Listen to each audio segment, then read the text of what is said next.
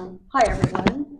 Thank you so much for coming. And this is Jason Meadows. Most of you know him. He's an amazing sculptor. And this is his first solo show of paintings. Um, they were all made in Illinois. Um, so, born in '72 in Indianapolis, Jason Meadows received a BFA from SAIC in '94 and an MFA from UCLA in '98. His sculptures have been exhibited at institutions worldwide, including the Tate Modern, UCLA Hammer Museum in Los Angeles, Astra Fearnley Museum of Modern Art in Oslo, De Apple Center in Amsterdam, so many places, really. Um, uh, his work is also featured in a group exhibition, Alexander Calder and Contemporary Art, Form, Balance, Joy, which traveled from the Museum of Contemporary Art, Chicago, to the National Sculpture Center, Dallas, followed by the Orange County Museum of Art, Newport Beach, California, and Nasher Museum of Art at Duke University in North Carolina. So anyways, we are so honored here at Serious Topics to be able to host Jason's exhibition, and it's so wonderful to see you. And thank you everyone for coming. Thank you. I'll let you take it away. All right, there we go. Well, thanks for coming, everybody.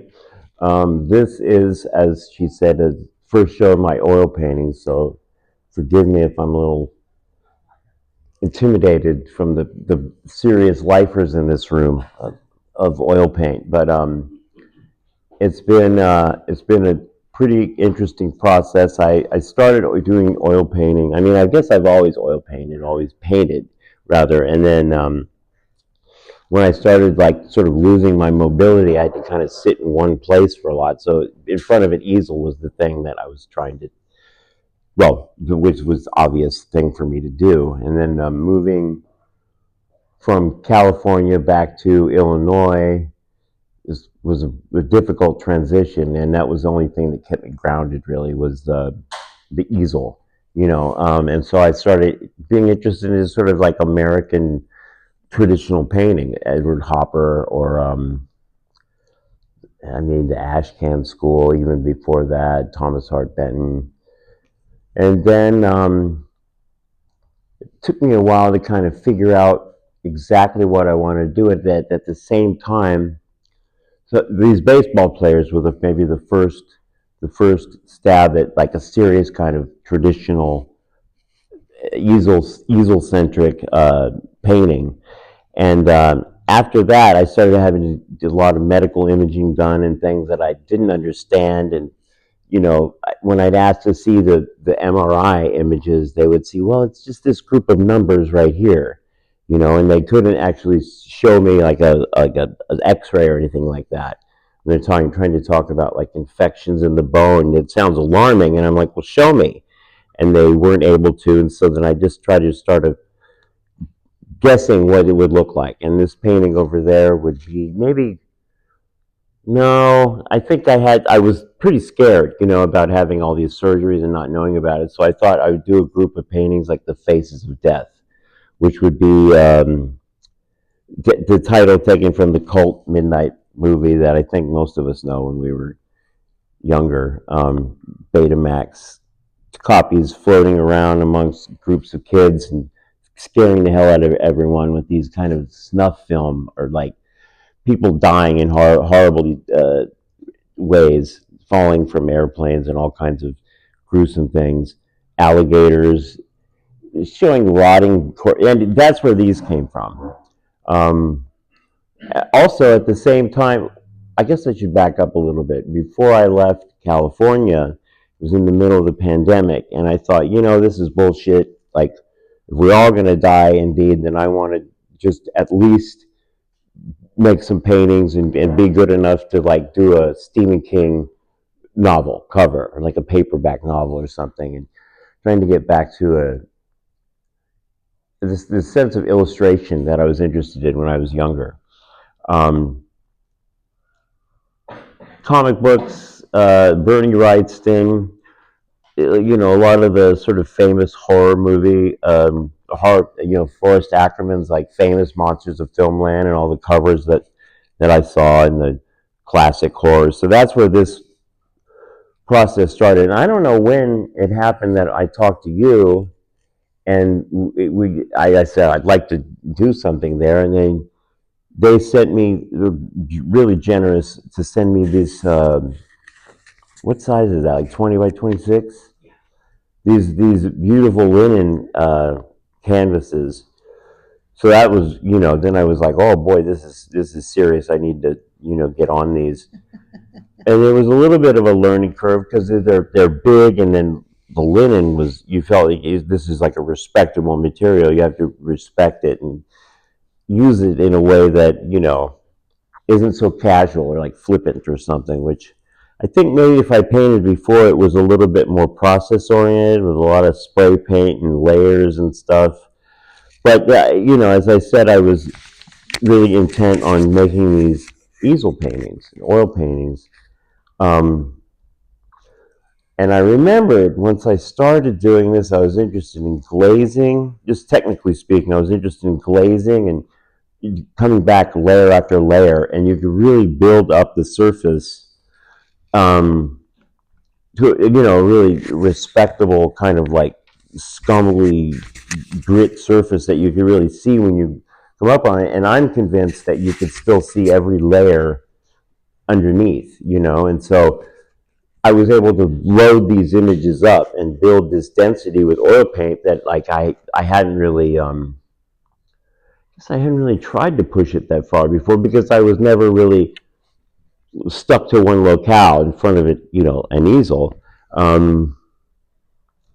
So that sort of opened a lot of doors for me, but it also, I realized that you can't fake that. You got to like layer the tracks of the underpainting to build up to the point, and then you can actually see the density of the time, I think.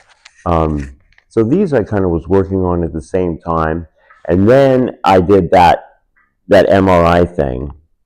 That's like magnetic, and I have no idea.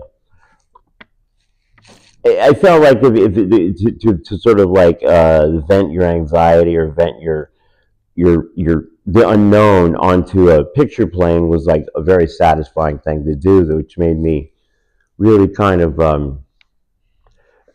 take control of my ignorance or something like that, to own it, and which was very different. That was sort of like figuring out a way through the fear, and these were about the fear. Um, so this one was the first one I started, and it started to really freak me out. I was in the basement late at night, and I would sort of glance over at these like staring eyes and things, and so well, that must be working then, So I started. I think that one was second, or that I don't remember which one. These are all sort of represent maybe the four horsemen of the apocalypse or something.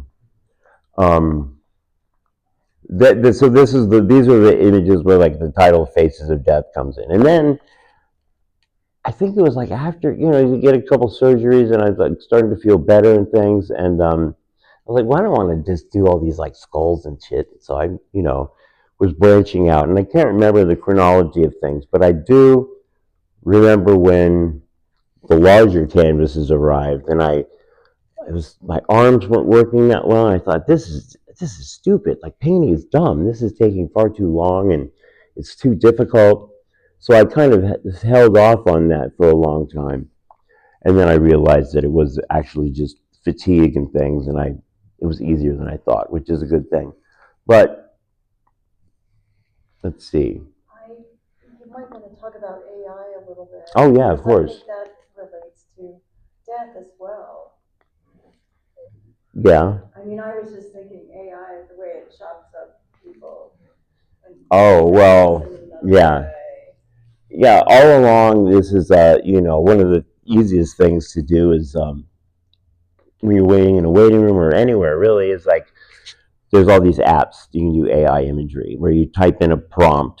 I don't know, maybe you've played with it, but you type a prompt in of what you want to see, and then you sort of pick a style, and it will go ahead and create an image in that style, and it might be like cyberpunk nouveau or uh, it's difficult because there's a prompt and that's what you want to see, but then you can like filter it through different types of styles that artists make up that create the aesthetic. And so I started. There was a picture of this singer, Lana Del Rey, that I wanted to paint a picture of. There's a great picture of her holding a cat, and she's in a yard, in a suburban yard or something. And I didn't want to use like a fashion photographer's image, right? But I wanted to paint a picture of Lana Del Rey holding a cat in a yard. So I started playing around with that prompt, and at first I don't think it would let me use anyone's popular name because this was right after like the Taylor Swift deep fake porn thing happened, and that was like that's when a lot of the AI software just kind of like put a lot of guardrails in for porn and famous people. So for a minute, it wasn't even letting me type her name. I could just say pop star and then try to describe her as best I could with the in the prompt.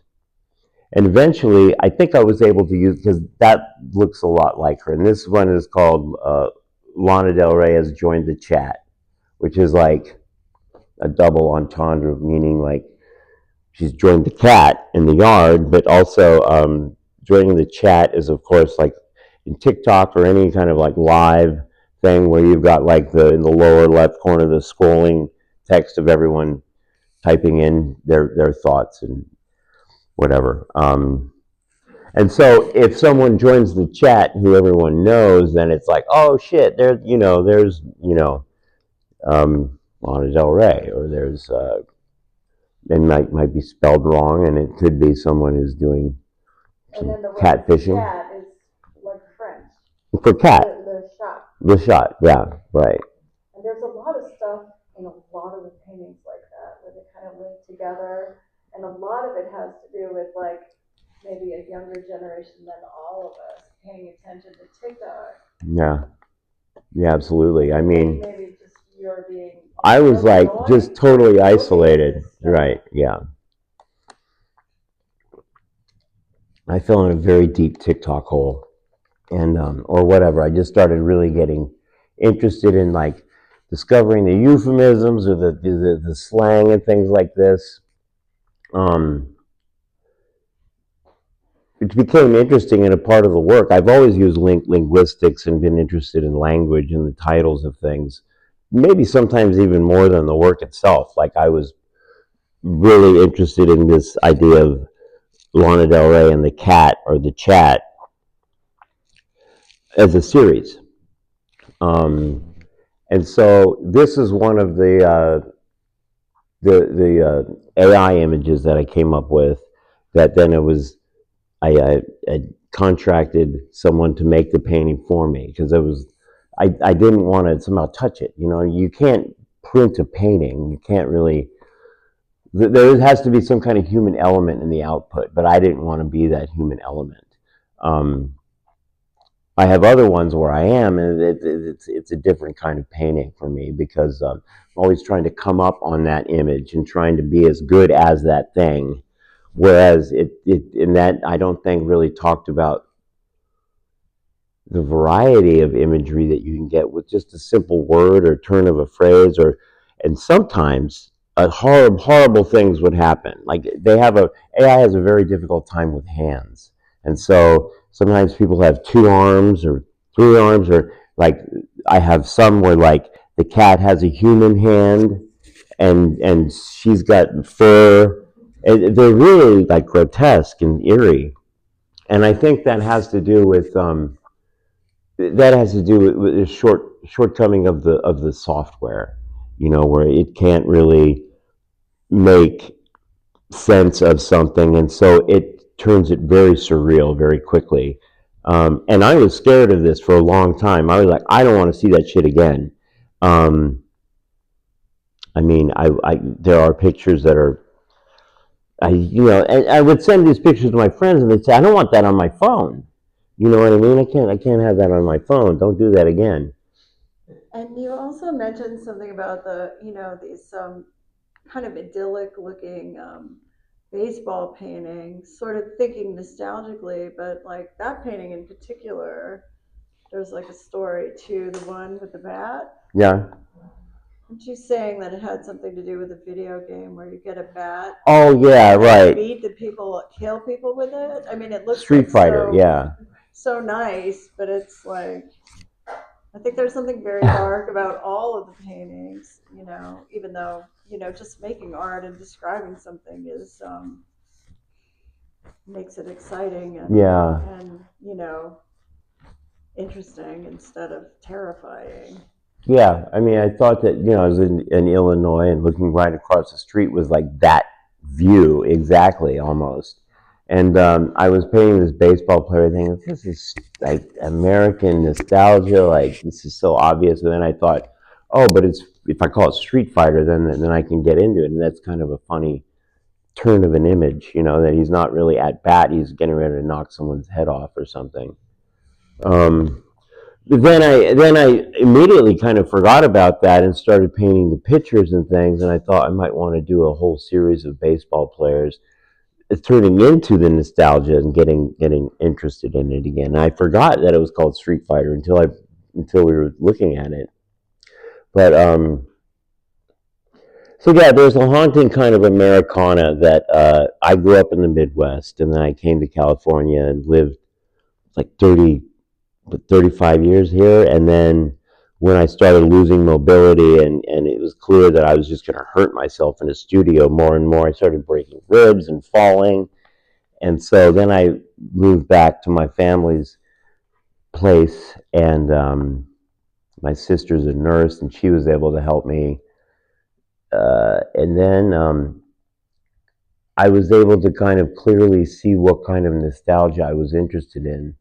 Um, Pulling from. A lot of it had to do with like early art influences and things like that. And there's, that's clearly a Max Ernst kind of like superhero painting right there or something. That was done without AI, but that's the kind of thing that you could basically. I think as far as AI goes right now, creatively, it's like everyone is an art director and they have a really great art department.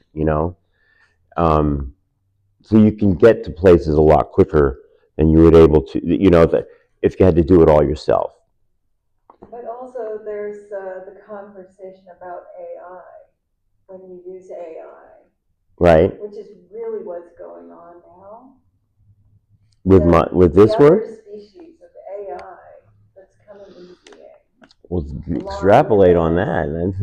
It sounds like you know what you're talking about. I know a little bit. Yeah. Yeah, you start. Some people. Hmm. Down to your hats.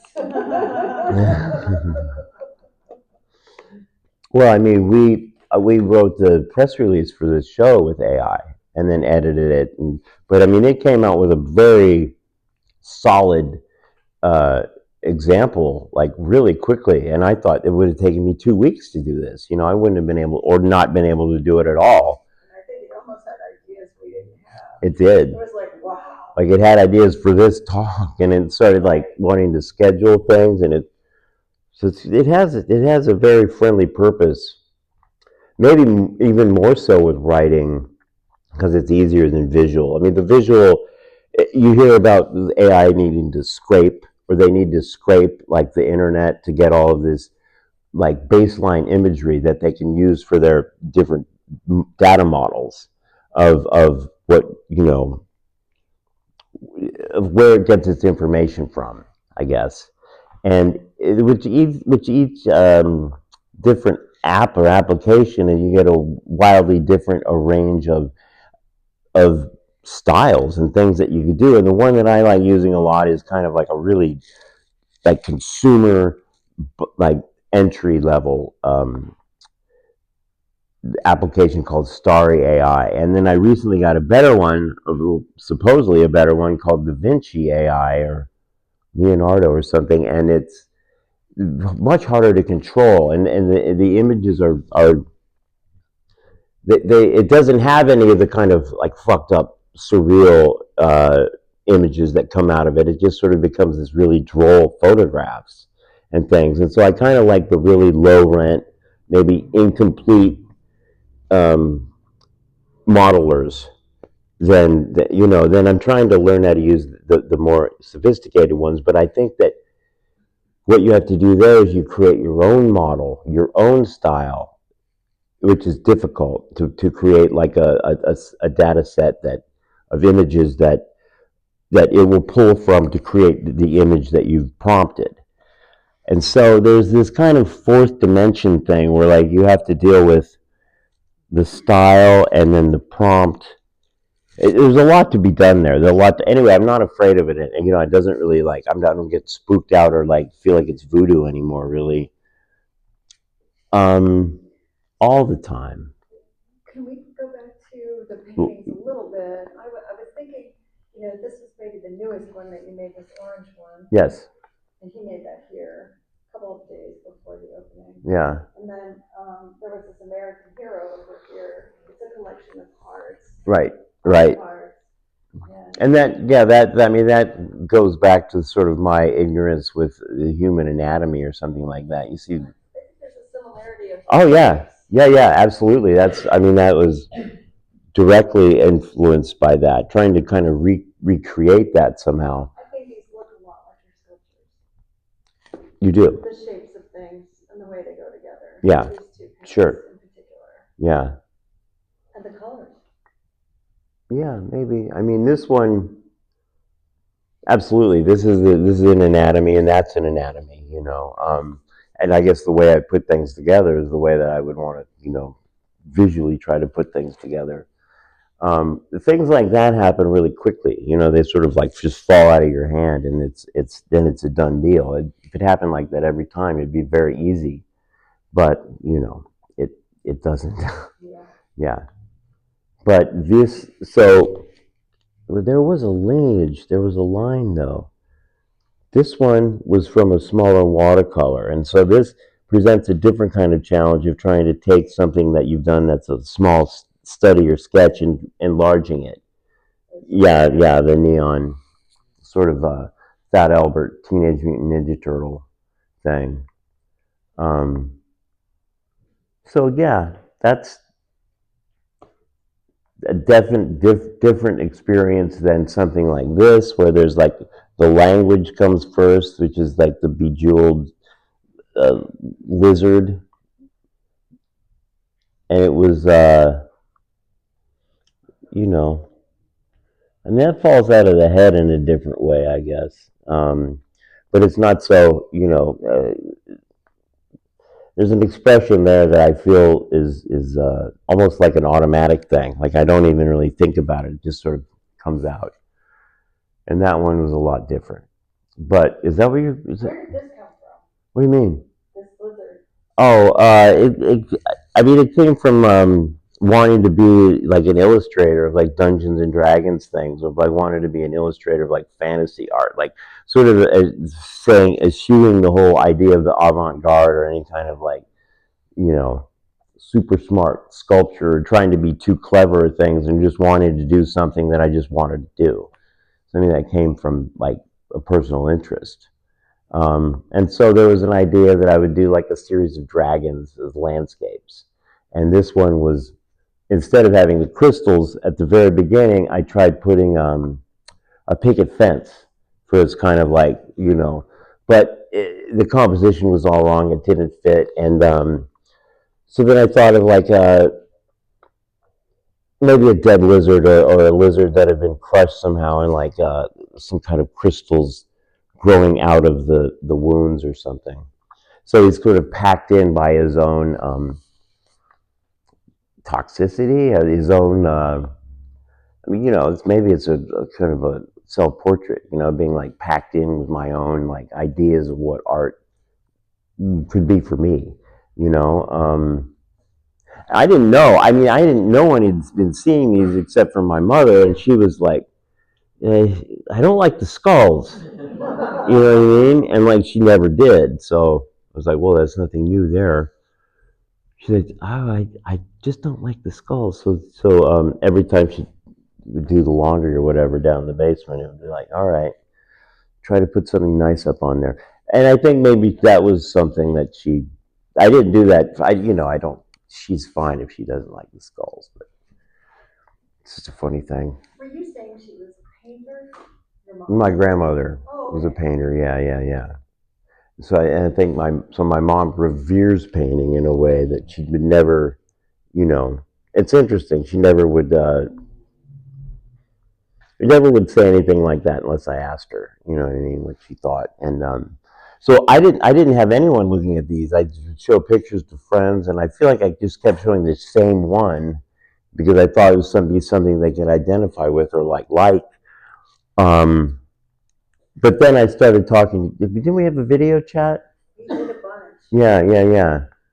And every time I talked to Kristen and Josh, I would become more emboldened. You know what I mean? I would say, well, maybe there is something more than just for me, because I think it was therapeutic. You know what I mean? At first, to do paintings, um, because you realize like any kind of creative act when you're in isolation is a real escape. It's a escapism.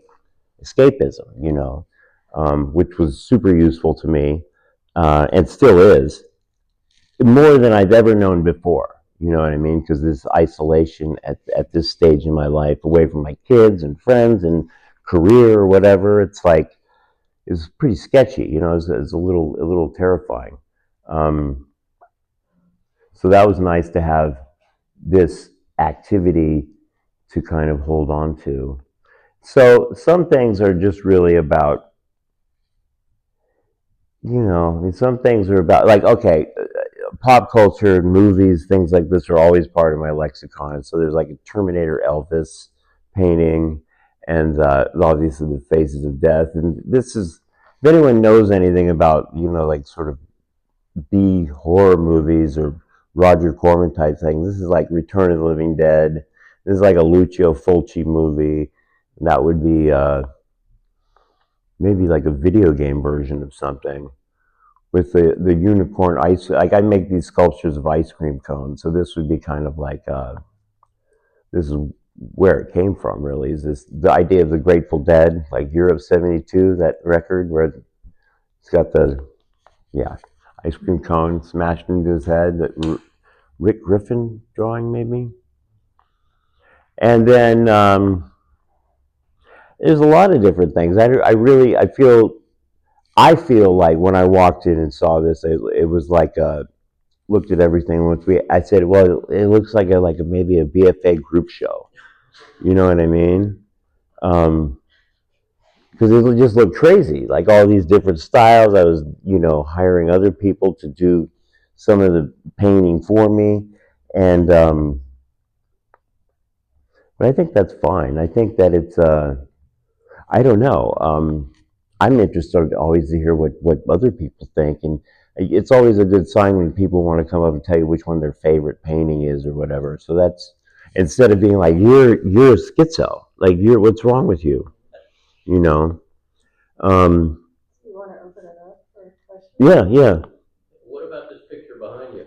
The that It's compositionally something that I got obsessed with shopping for these stickers on TikTok. They sell like stickers, like packs of 100, and you can get them, and they're like cute cats or like cat memes or um, skulls. You know what I mean? These groups, and I got pretty obsessed with it, and I think I probably have like 20,000 stickers now. And I was just flipping through them and like sort of picking out different characters and things and narratives and what was going to fit the whole Faces of Death theme, because I was still looking for that. But so that's what that is. These different characters from and then what it ends up being is like a video game or something, like a stage from a video game with the cat coming out from the post-apocalyptic ruin, and then there's these sort of zombies it confronts on the street or something. Or if you've seen that movie Ready Player One, where they have all of these characters from all of these different video games sort of competing in this race. Like Donkey Kong, with Pac-Man, with Space Invaders, or whatever whatever the newer characters are. So video game collage. Yeah, like an 8-bit collage kind of thing. which is, that my collage instinct always shows up somehow, and that's, these sort of disjointed things and trying to tie it together with the bricks or a location or something. And that's what that is. And then it's nice to just be able to use these fucking stickers because I have so many of them. You know what I mean? They, sticker quality about it. yeah, like I hate the stickers. yeah. Yeah, stick stuff all the time. Yeah, they're very attractive. I mean, I have hundreds. I tried to make a sticker packs and give them out to all the kids, and I still have too many. But I'm using them, so it's a good thing. Um, but I wanted to create like a. It's all that you start putting them down like this, and then I start making up narratives and things, and the story is always something that compels me to paint to try to get the story down. And in a lot of ways, I feel like these are characters that come in and out of that type of space. You know what I mean? This kind of collage, pastiche, space. And then they're all characters to me. I mean, I talk to my paintings when I leave the room. You know what I mean? I'm like, all right, fellas, see you when I get back, or whatever. So I have like a pretty strong emotional connection to paintings, more than I think, probably more than sculpture. Interestingly, like I don't think I ever felt that way. No, that's not true. I probably did, but it's very noticeable now. Um, You think that's because we're so inundated with the two-dimensional image so much now? it might be, yeah. I mean, I think that the whole ways of seeing graphic novel, or I think that we have really inundated with all types of imagery, like all the time. And this is definitely a good way to get that out, is to make paintings. And I think that the two-dimensional narrative is just maybe much more accessible than the three-dimensional narrative that might happen. But I don't know. I mean, I can't. They're more figurative too. These They're more are like people. There's faces and things. right. I mean, yeah, these are all things like I would feel really guilty about this guilty pleasure to like draw monsters or faces or something. But then, like I said, if during the pandemic, I thought, well, all bets are off anyway. Then I'm just going to start painting and see what happens there. And then it was really a big move to start talking to Kristen and Josh about, because this is like a cathedral to painting in here. You know what I mean? And so I was super interested in doing a show. Also because it was serious topics, and I felt like I had some serious topics. Great name, you know what I mean? It was just like something that I could kind of like disengage from any kind of past that I had of art making or anything, and just try something new. And that's what was really healthy about this. And yeah, no, I've talking to you guys was like super helpful. Um, and yeah, all the support I got was great all the way through. Last week when I was doing a lot of work on these to finish it up and everything, which I like to do that to be able to sort of work in the space to create. It creates kind of an energy in it for me, or something where you can really do something specific for that space, like this. Yeah. Is there any other questions? I know every single person here has a question for you. Perfect. There's other things to say. I think everybody teaches here too, right? So, that's funny. to go back to your sticker thing, I mean, did you make a painting where you made like a foundation like that and then just sticker the shit out of it? Possibly, yeah. I mean, that would be like a move that I would just to save something, That's a good idea. or you know what I mean? Yeah, to save like a horrible ground or something that just wasn't working out. Save the stickers. Well, that's very true. Yeah. Like if you use, Make them into art. yeah. Well, the problem with them though is they're not archival. They don't like light. I don't know, man. I do, because I have stuff in my side. Yeah, yeah. No, I mean you got to direct sunlight and things. But yeah, I mean I hate sticking them on anything, so painting them is a perfect way to save them. Otherwise, I'd save them and Plus, not. you get to increase the scale too.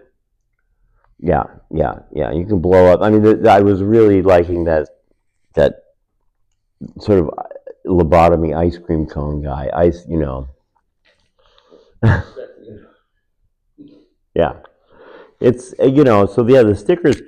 I mean, I've always been always like, oh, I'm gonna blow up this image from a newspaper and take this crummy image and blow it up, and so I always like exposing things through scale shifts. Whether it be a sticker or like a little photo or thing in the yellow pages or whatever.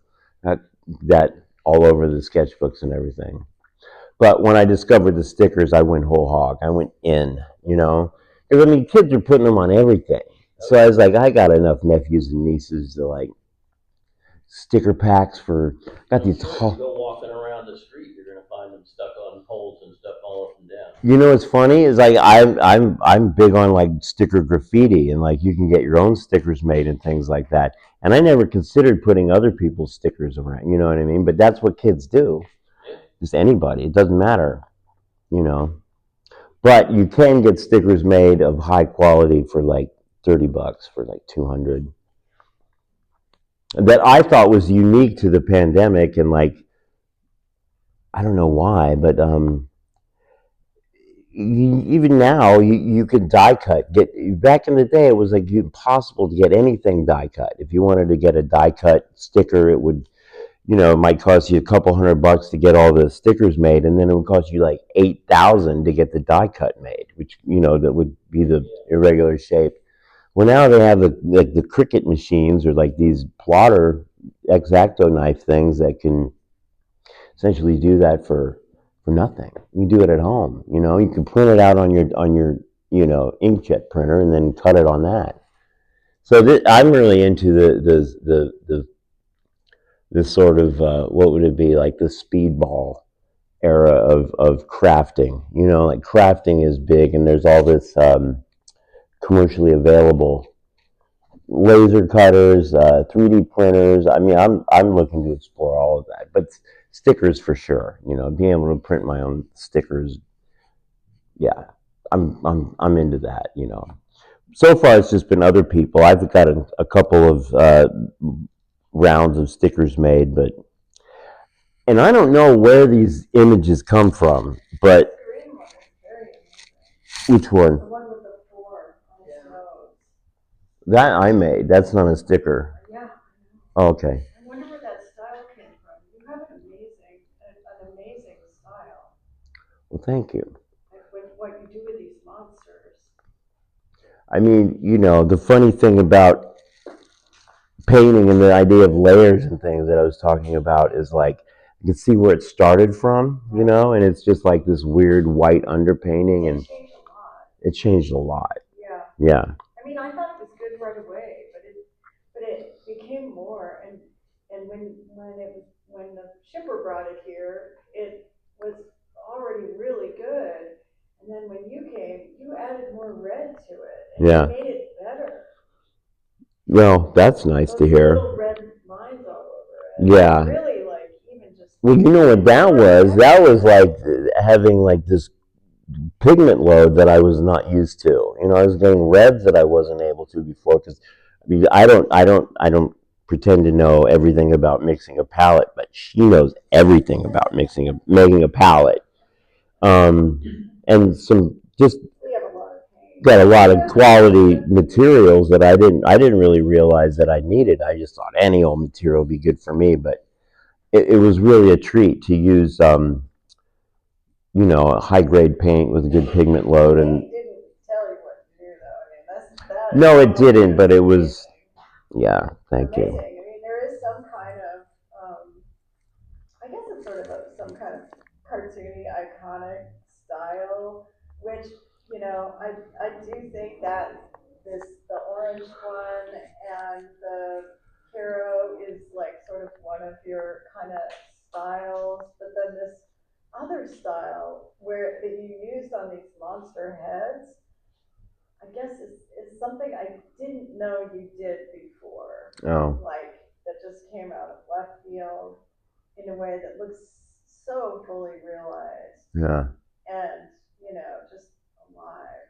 that's good. Yeah, I mean, it went through so many phases. I have photos of it all along the way, like from the push and the pull, like when it was like I was just ready to give up, and then you know, Well, but why does it have rainbow eyes? The colors. I know, I like those stripes behind it, holding up the eyeballs.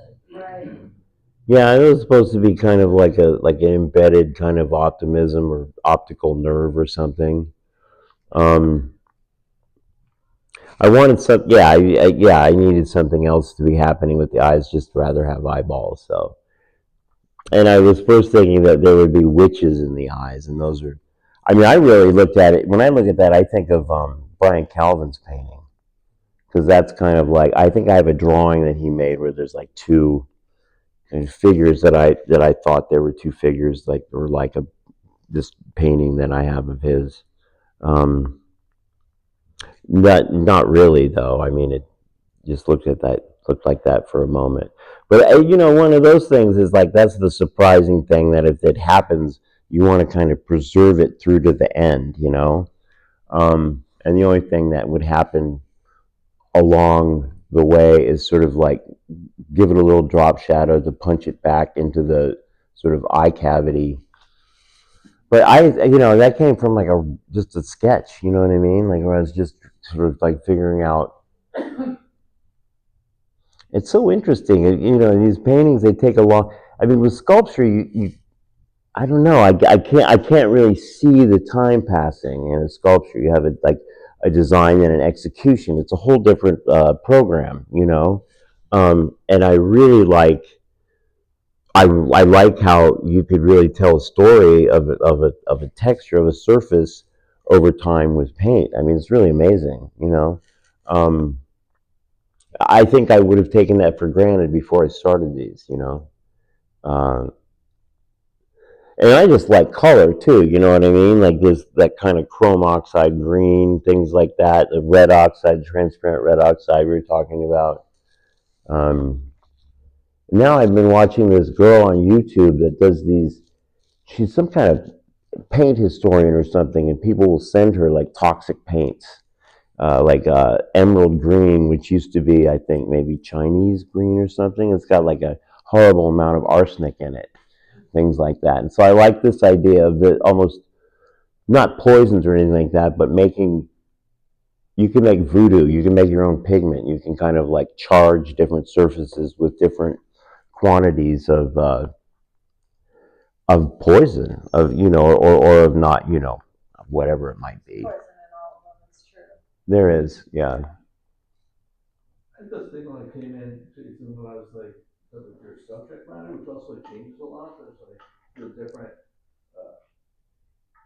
images and stuff, and I like the skulls. And then I was thinking, I'm like, what? I kind of was ignoring the baseball paintings because I just don't really like baseball.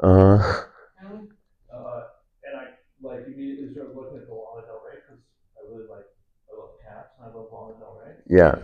Um, It's a win-win, I know.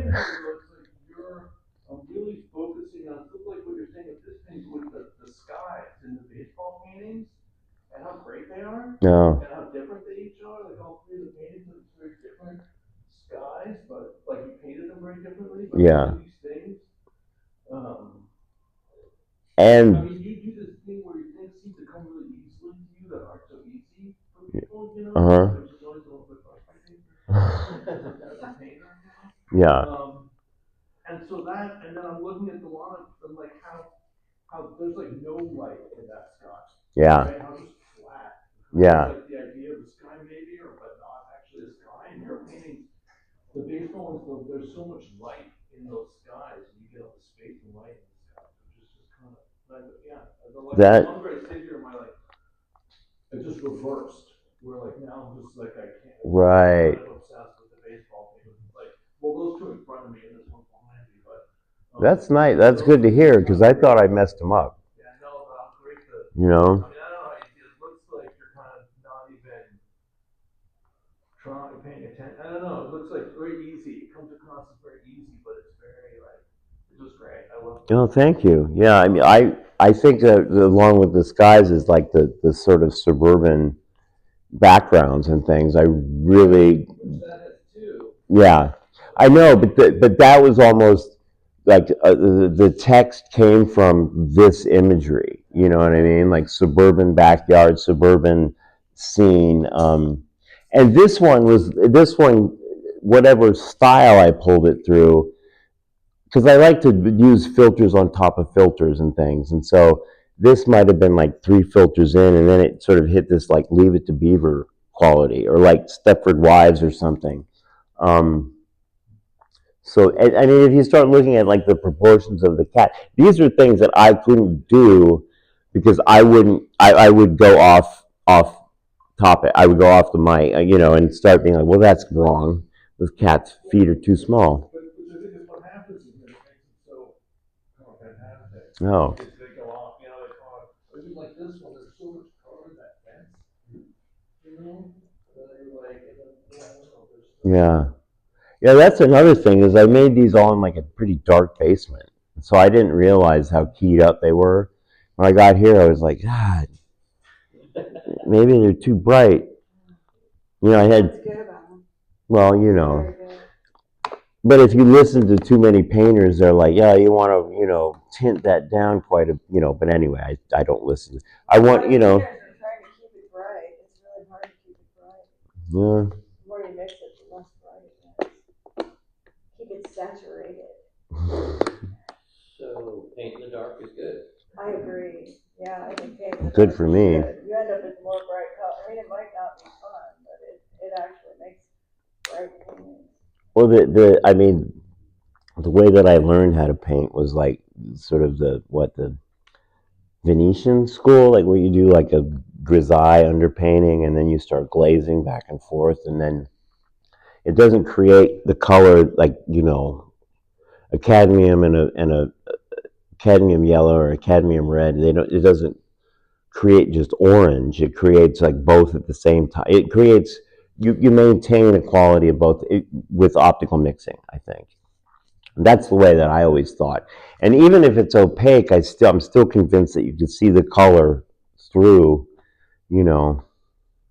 And I don't know why. I think that I felt like a lot of times when I'm doing something like that, if I feel like it's too easy if I just paint like white stripes and just do a picket fence. So I'm like really trying to make it like it can't be that easy. I have to make it more difficult than that. Um, which I like. I think it pays off. I mean, I think I learned how to paint the way that's what I like about painting is it's the sculptural aspect of building this very shallow surface into imagery or texture. So, and that's this thing went through many different color stages. Yeah, yeah, yeah. Because green is an awful thing to try to make. It's a very difficult color to use, and it's like, what's that? That's why I think that's. It's funny because even if it's like the exact same color as grass, it just looks fake. Yeah, It's just like green is too bright. yeah. That was obvious. I mean, to me, when I started trying to paint the grass, I was like, that just looks like a. Well, they look right, but when you're with it, Yeah, no, yeah, weird. it looks Like, awful. is this real? Yeah, Oh yeah, it does look right. yeah, yeah. So that, and then I would go back and forth. Like I really like the Van Gogh green, and now I hate it, and I want to use something that's more sap green or whatever. And then I found out from you that green was like a thorn in most people's side about with painting. It's one of my favorite colors. Is it? I've had people say that I love green paintings, and I'm like, A lot of paintings. yeah. Well, yeah. I like fluorescent green too. I mean, I started using the. Yeah, I got obsessed with the paint sticks at some point, and these fluorescent. If you can make fluorescent green or a fluorescent color like believable in a painting, that's what I want to do. Sometimes, I think that it's something I'm interested in. Is very bright colors, super bright colors, but I don't know whether are they going to last? Is it fugitive color, They're fluorescent? fugitive, and the oil molecule doesn't allow light to fluoresce like acrylic unless you use something terrible like one-shot paint. But there are some pretty bright oil paints now, but Yeah, it's still, a lot of colors. Not they're not actual fluorescent right. if they're oil. Right. But then I was able to figure out how to get that pretty close with, We have some bright colors, but they're not fluorescent. They No. just look like right. Yeah. Which apparently is enough, So, Yeah. I found It's out. totally fugitive. Fluorescent, Yeah. for sure. The real stuff. Although I saw a Rauschenberg sculpture that had fluorescent orange in it, that was still fluorescent orange. So, I hear you. or looked fluorescent, I don't know. But, I find art collectors will come in who have a painting done with fluorescent paint, and they'll say, "Oh, isn't that fugitive? Doesn't that just disappear?" And I'm like, "Well, Not if no." you keep it in the dark. Right. It's like the times when I had a lot of paintings selling. The ones I have left are fluorescent. Yeah. They're still fine. Yeah. They've been around for 15 years, but that's not that long. Yeah. It should be enough. I don't know. I think that a little bit of both, I mean, you're able to mix it pretty well. I was able to find. Yeah, right, yeah. All those quinacridones are super bright. They are, A lot of yeah, these colors are really yeah, bright. especially if they're the good paints, the good stuff. Yeah. No Winton. No, yeah. Winton paint. No Gamblin 1980. Yeah, that's better than Winton. Now I'm never gonna be able. I'm in trouble now. So yeah, this has been a great experience for me to come here and work on and learn. There's always something to be learned, I guess. But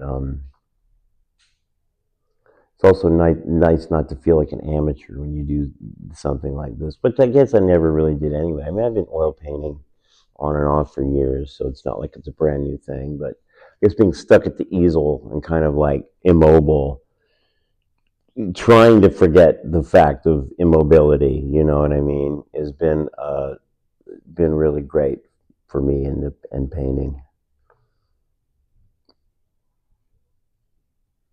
But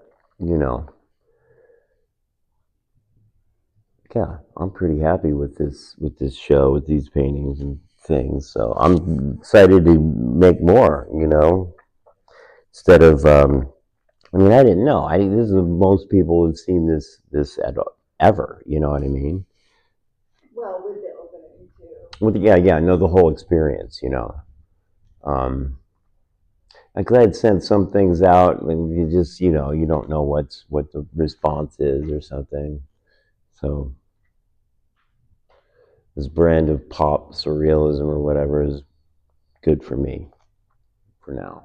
And you still have a whole other body of paintings, the small kind of stuff. You made a lot more. It's not like this is only what you did. No, I know. Yeah, I know.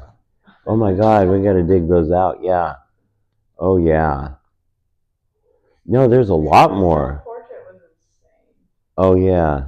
Is that still there? No, I don't think I have that. Did you sell it? I think I might have. I think that might have. Yeah. Yeah. Or someone took it, but no, that's right. I mean, I did a whole mess of paintings here before I left. I keep forgetting about.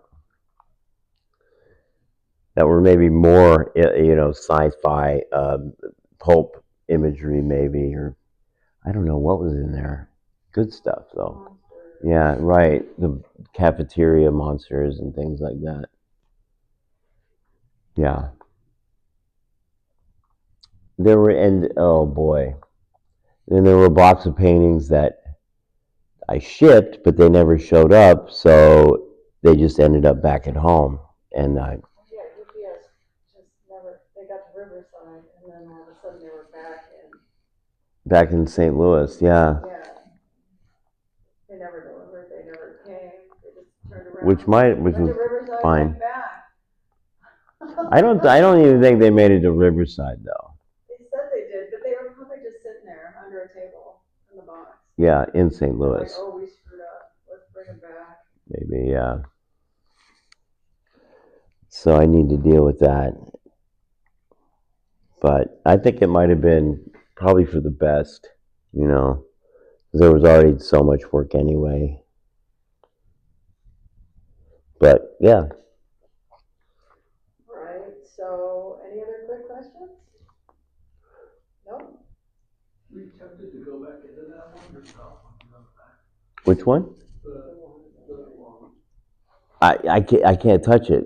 Yes, you can. No. I mean, I can, but it's like I want to start fixing things that's creepy or that I think AI messed up, and and I wanted to kind of reserve. Like I didn't do anything. I didn't doctor this. You know what I mean? So I mean, look at the cat's feet. You know what I mean? Like, I would have tried to straighten that out, and like those man arms are like disappearing. Yeah, two different houses in the background, and it gets creepier. And now I started making videos and things, which are like really eerie. That one I showed you last night of the photo, like the photo. It looks like a photograph of a girl holding a cat while the camera pans around her, and she's blinking, and the cat like is wagging its tail. It's very. You can see where it's going. You know what I mean? The machine learning is learning. But I don't think it's ever going to replace artists, you know. I don't, or art, you know, because they can't fuck things up like on demand, or they are like just by nature naturally. You can't help it, but things up. Yeah, well, that's the easy for kind of like surrealism, I think. You know what I mean? But I think that the you know, unexpected or the surprise error of the human hand is maybe more interesting. You know, but I don't know. I don't know. We'll see. Yeah, but what is the human only error? I mean, is that really how we're gonna look at ourselves as a mistake maker?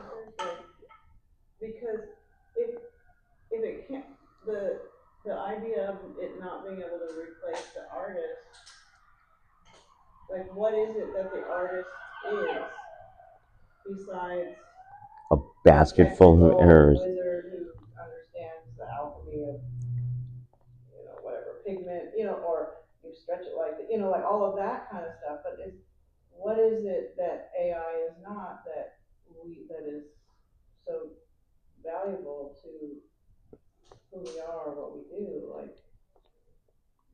Well, I guess that's the. Well, we're human. Yeah. Hello. Do we know what that even means?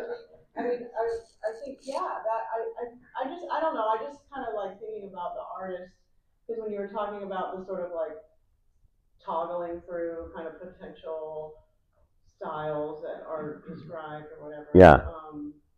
One of the things you said was, well, you could make up your own thing. And it's like, Right. isn't that what we spent 30 years doing? Yes. All of us, like, so, and what is that 30 years? Is Jason Meadows' body of work from his whole, life, is that useful to A larger. as of just a filter? I mean, because I feel like, I don't know, I'm like, we were talking about that Lucy Scovich show. Yeah. And she's whatever, older than us, but similar, Yeah. whatever, kind of at that work was really inspiring because it felt like she was sort of depicting the sort of layers of becoming who she is and staying who she, there was this kind of, I mean, such puristic, like not, I don't even know what words I mean. Yeah. So I haven't been in a classroom. But like the kind of Lisa Yuskavage that is like unmistakably her. Yeah. Was like torqued and warped and twisted in these new contemporary Yeah. kind of vignettes or Right. whatever. And that looked to me like her making that sense of herself. And to me, the studio is the human brain without the regime capitalism and the technocrats and all that bullshit. Like the studio is a metaphor for the human mind if we hold it that sacred, because in the one I showed you, it's like a paradise. Right, yeah. You can have paradise with your own consciousness and right. And I think like I'm just trying to dig into what it is when we say how much we value what we do and who we are, even if we feel undervalued or exploited or scraped. Right, yeah. I don't know. Well, I mean, I think right now you could. It's basically like illustrators should be worried. You know what I mean? If you like work this long to be able to create images and with a certain style, and that's the limitations of your practice, I think you might have an issue because that you can do really quickly. But I guess maybe just being one step off and being the art director of that is like maybe what I mean. And I mean, it's flipped to say like that humans are air is human or whatever. But it is kind of interesting that the things that it doesn't think of. I don't know. It's also very young, and I'm also using like the low end crummy. I mean, I've seen some things and they all look like super kitschy or they look like Yeah. romance novel kind of stuff. Yeah. And I'm thinking of like, if Kristen mentioned everyone in here having been teaching or whatever, and that sort of like age old encounter of the kind of young person who gets mad that the avant-garde is somehow doesn't respect beauty or Right. Or take form. Yeah, and that so it's I forgot what I was going for there, but like yeah, because I feel like the sinister element of AI is not even that it's eliminating illustrator jobs or something like that. No. Clearly, it's not. This is like very little candies that you get for fun on the side. Yeah. And I think that Or it's like telling someone your dream, like, "Oh, you gotta hear this dream I had." Like, no, I have my own dreams, So is that the novelty you're talking about? No, I think I'm talking about like even just I'm talking about our human brain consciousness. Like I'm staring at the pink. Right. Yeah. The brain and the skull and it's like the digital smorgasbord or whatever is you've got this thing that's sucking out your reactions and it knows everything and it hears everything and it sees every part of your face and this is all really being analyzed to death, right? Yeah. And that is not to make more superhero movies. Like something else. Because we are useless to the overlords. Let's just to be sci-fi, just. And the overlords are useless to AI. Good. I think the Jokes comment on that. about, are we, is humanity just the mistakes? Was a great comment, because I think it is the mistakes, but it's that we correct them. AI can't correct them. Yeah, no, Yeah, I mean, but because it will yeah, well, I probably think do it. that, I feel like,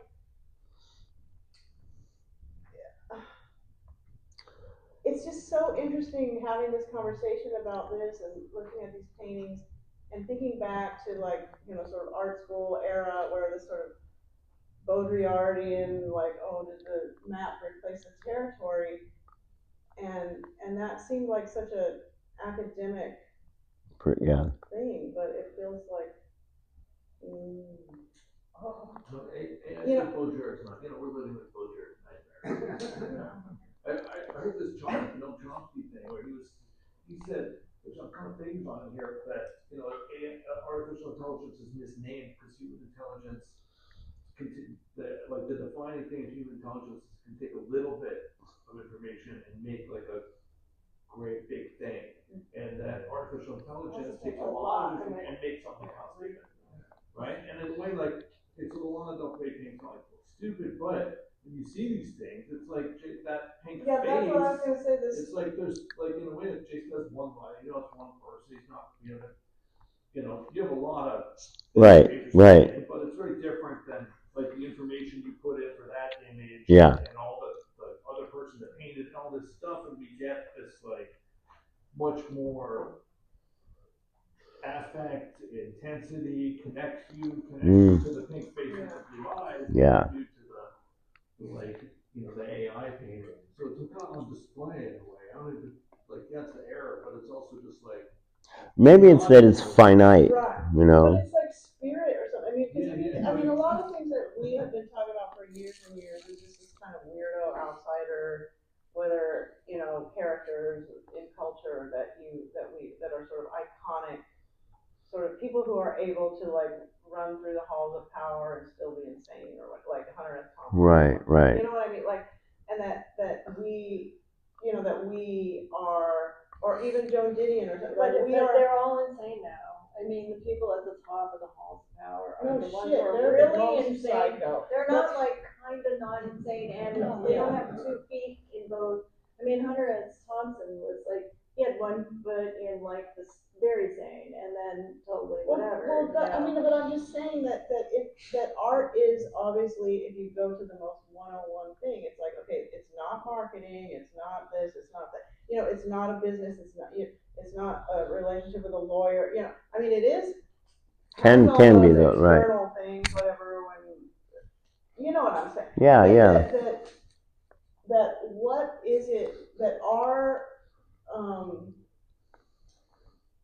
sensitivity and reverence for our own existence is what is important about artists. And because I'm always grappling with like, oh, is this just some, we end up, oh my God, you go to a collector's house and you're like, you can eat off the floor here, this is fucking Right, right. anything like this, oh my God. And everyone's just like, I need to go in the direction of The money.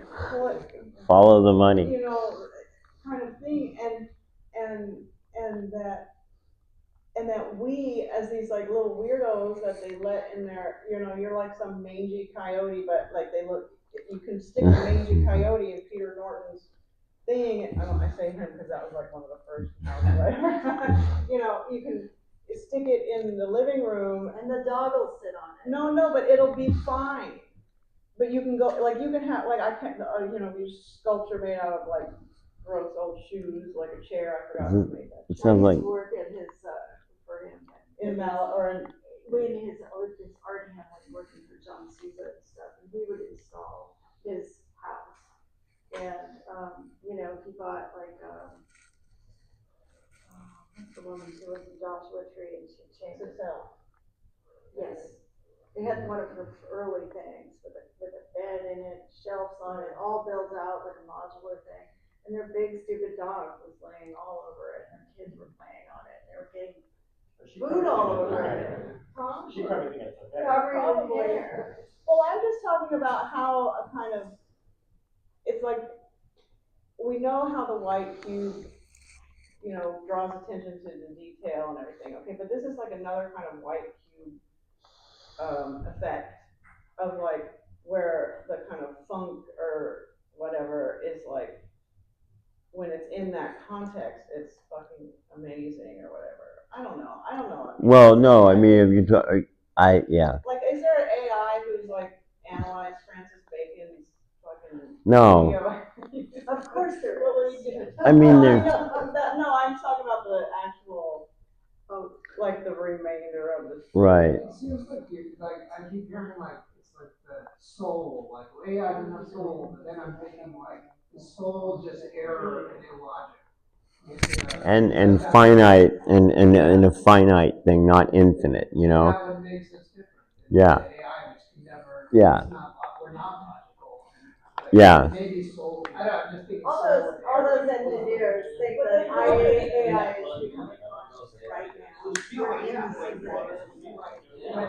Sentient. And they're Right. really in it.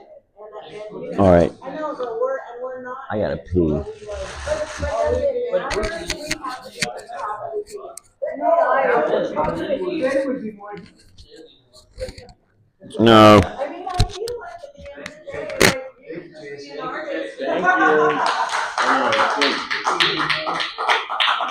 Thank you. Thank you guys for coming. I feel like I'm